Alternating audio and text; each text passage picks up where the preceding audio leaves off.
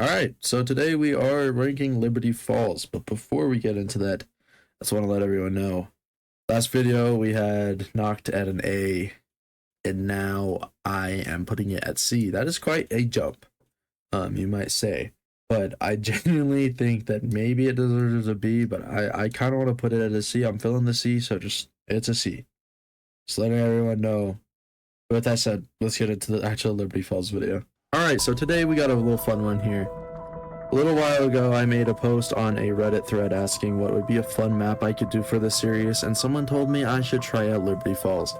So I decided, might as well, right? I haven't touched Black Ops 6 since this map actually came out, and I had beat the Easter egg and then just never touched it again. And I'm actually kind of excited because there's 3 new maps that have come out since then, and I haven't touched any of them at all.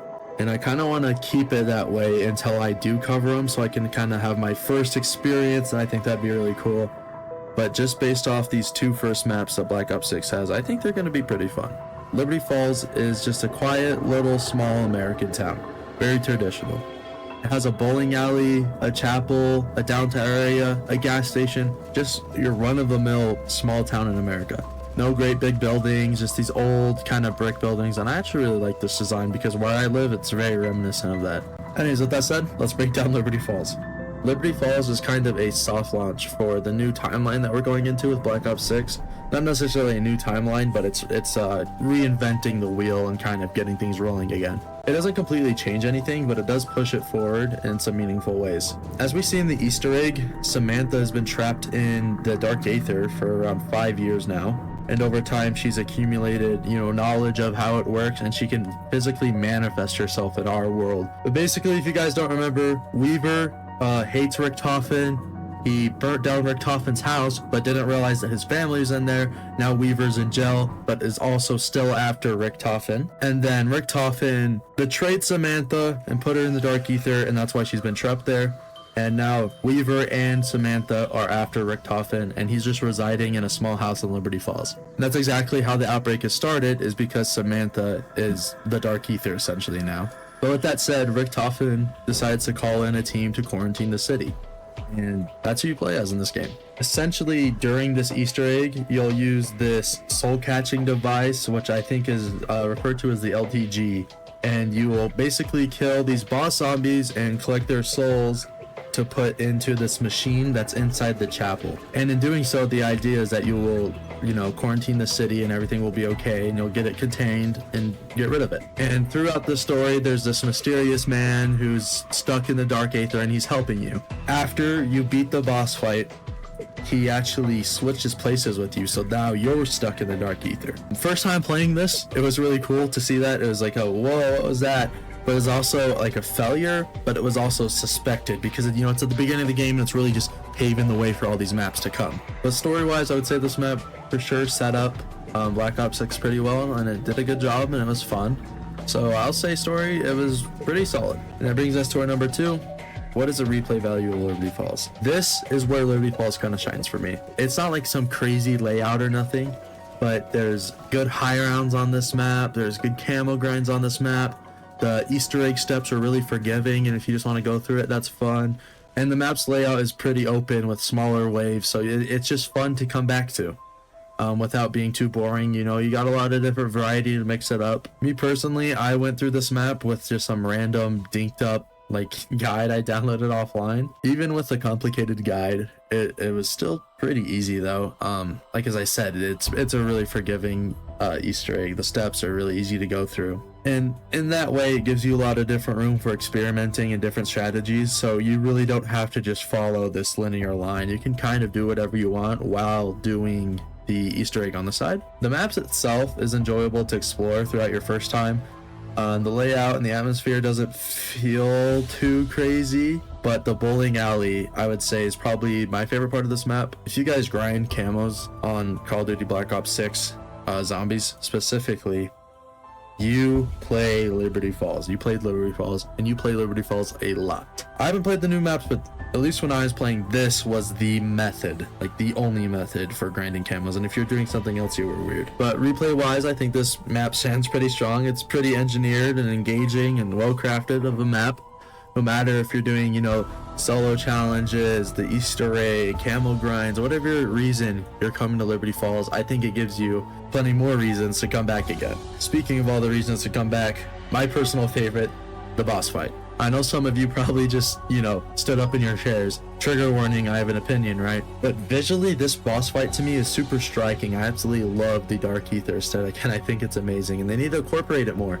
The chapel is just absolutely packed to the brim with zombies, and you're all just crammed into this small space, and it makes a really intense, almost claustrophobic atmosphere. And that does a really good job of ramping up the pressure. That said, the fight isn't too hard. Like I said, a lot of you guys are probably standing up in your chair like, oh, this fight's so easy. It's so boring. It's so easy. Cool.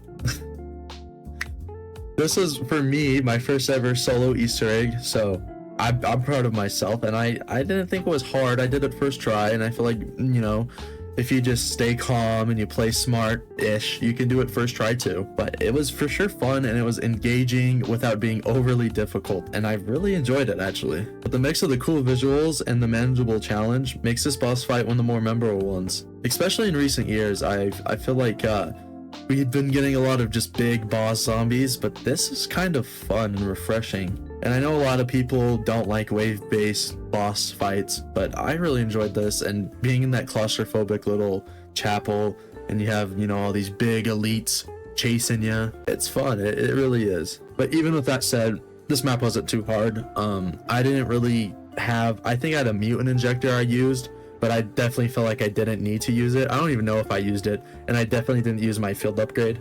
So I just was in there with my shotgun and just going straight in, and it was easy enough while still being exhilarating and fun. So for the boss fight, I'm gonna say this is actually one of my more favorite boss fights. Even though it's nothing crazy and it doesn't necessarily have some massive story tie-ins with it, it's fun though, and it's enjoyable and it's easy, and I feel like most people could do it, and I think that makes it a really solid boss fight. And if you are a part of the crowd of people that are like, oh, this map's too easy, that's fine. There's harder maps for a reason, I would say, and I love a good challenge, right? Some of my favorite games being Dark Souls games, and I got my ass whooped on those games, but I kept coming back and eventually beat it, and it felt nice. But that doesn't mean everything has to feel like that. There's been times where I won't even play games online. I'll just go sit down, I'll play Minecraft or something really easy, and I'll just build and have fun. Because not everything has to be super challenging or difficult, and I feel like this map is really good for that. You can kind of just load in with some buddies, roughly follow Easter egg guide, get it done in about an hour and a half, and have fun. It's a good time for everyone, no matter what your skill level is. But yeah, that's kind of my opinion. I could get wanting more challenge, but there's going to be more challenging maps. This is a launch map. Chill out, dude. Obviously, they're going to want something that's dedicated to the overall fan base and not just you. But I had to get that little rant out of the way, sorry. And this actually ties in really well with our next, number 4, the challenge. Liberty Falls is easy. Liberty Falls is really easy. Not really easy, but it's easy. I don't know if I'd say it's the easiest map, but it's for sure easy. The Easter egg's really easy. The map's pretty big. The layout is easy to navigate, as I was saying, and the replay value. It can offer a decent test of your skills if you're maybe a little newer to the franchise, and that's cool. This is what this map was designed for, and don't feel bad if this map is hard for you in any way, but it's just not necessarily a hard map. But I would say if you could do the solo Easter egg by yourself, and if you set that as your challenge and you eventually accomplish that, I'd say you're above the majority of zombie players. And people say that and they're like, well, no, that's pretty easy, but that's just from people who share this interest. Load into a game of Call of Duty Zombies on any COD, and I guarantee you your teammates probably aren't going to be that good, unless if you get lucky. But let's be honest, the average player really isn't good at Call of Duty Zombies. Yeah, you suck. Yeah, you just fucking suck. It blows my mind that somebody like this not only exists, but also is delusional enough to post it online. And I don't blame them, because there's a lot of reasons to come to this game, and you can just chill. You can vibe out. You can look at the vibes of the map. That's our next ranking, which is kind of sad actually, because we were just going so strong and I was saying how amazing this map is, and then we have to rank the atmosphere, which is just muted and muddy and kind of just looks like everything else, and it's all just bleh. I will say, I'll give it props. There's a vibe to this map. You go in there and you really feel the time period that you're in, and it's amazing. But the lighting or something, it's just bland, and it just looks like every other game there is nowadays. And I mean, this isn't necessarily a COD only thing.